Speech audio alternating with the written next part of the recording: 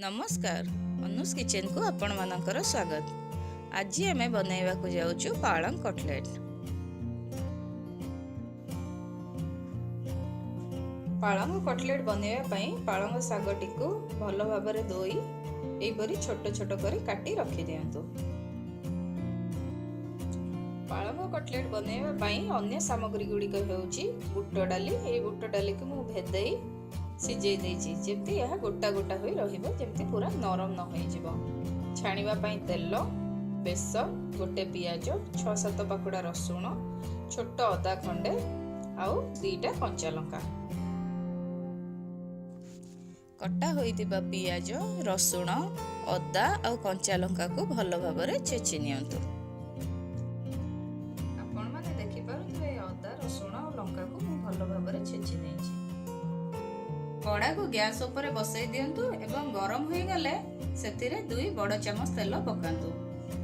तेल गरम हो गला परे सेतिरे कुटा हेतिबा अदा रसुण पेस्ट को सेतिरे पकाई ताको पकांतु।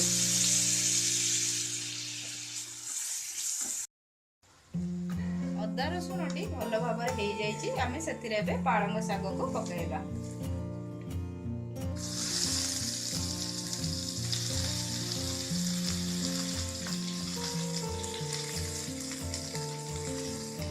शाग मुताबक लुण पकई ताको भल भाव गोलाइबा।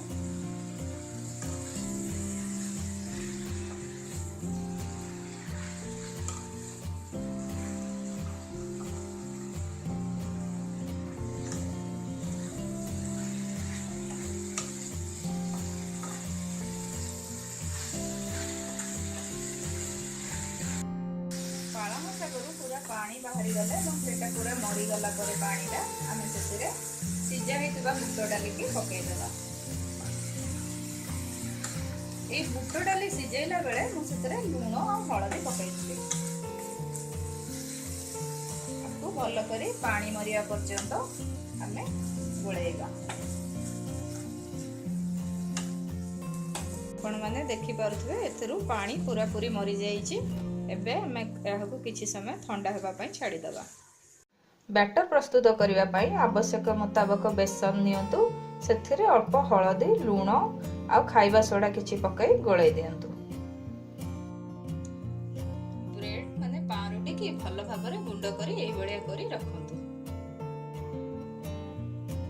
पालक आ बुट डाली जो हमें ठंडा हेबा पई रखिथिले ताकू एई बळिया गोल गोल करी छाणीबा पई एई परी शेप देई रखिबा। एबे मु एई बळी ताकू शेप देई रखि देइछि। हमें जो ए शेप करी रखिथिले ताकू बेसन रे एई बाबरे डिप करी तापरे ब्रेड को ऊपर पकई ताकू एई बळिया गोळै देबा एवं गोळै देई ताकू तेल रे पकाइबा।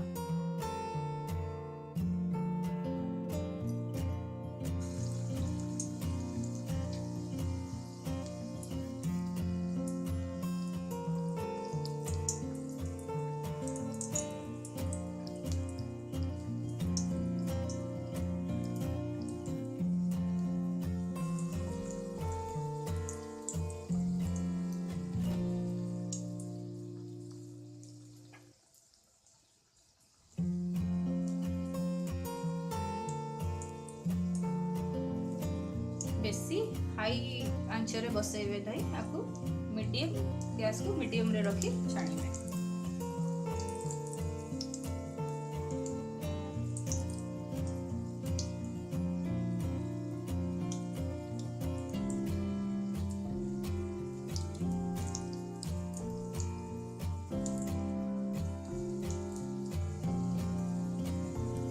चाहिए बेसन रे खाली डीप करी मधे छाणी पारिबे, किंतु क्रंचीनेस पई आमे एठी ब्रेड रो गुंड यूज करिछु।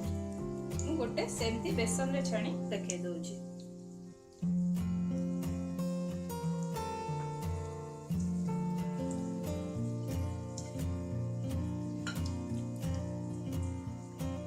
एबे हमें धीरे उल्टाई दबा।